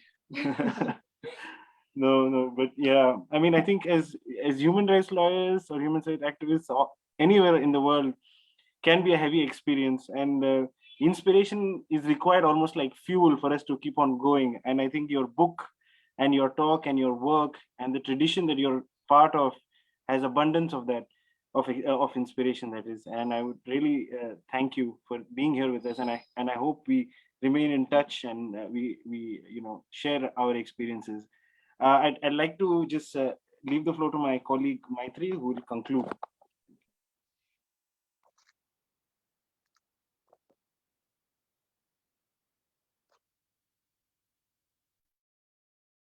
Maitri, unmute. Sorry. Thanks, Michael, for your powerful talk today and spending your Sunday evening with all of us. It was really, it was really inspiring and really exerts on in our individual and collective fights that we have against the state to bring about, like you say, cracks in the structures of oppression. Also, I'd like to thank you for your book. In fact, a lot of everyone has spoken about it, and many of us have read it, and I really urge everyone to read it. It's an absolutely fascinating book. It really speaks to human rights practitioners and, of course, especially lawyers everywhere. I also thank all of you who have stayed with us tonight, who have put forth, and all of you have put forth your thoughts, who have taken the conversation forward in many ways. Karthik, Khabil, Arvind, Clifton, Ashwini, Divya, Sana, Jyoti Basu, Abhay, Chirag, Robin, and of course everyone else who stayed with us through the entire conversation. Thanks, Afif, for moderating today's discussion. As we said when we began, we look at today's talk as the beginning of a journey together. With the general rightward shift globally, it becomes all the more important for all of us to make these connections, to build these solidarities across countries, and we hope to continue to do so and find ways in which we can fight for a more equitable and just world together. I will end with what Salman P. Chase says, and he's an American abolitionist lawyer. In fact, he is. That's what Michael concludes his book with, and something that I'm sure all of us here would agree with. That, and I quote: "There is no reliable security for the rights of any unless the rights of all of us are also secure." So thanks a lot, Michael. Thank you everybody for being with us today. If you all would like to get in touch with us or be part of iLarge, do write to us. We have put our contact details on the chat. Thank you so much for being with us. Thanks everyone. Good night. Thank you.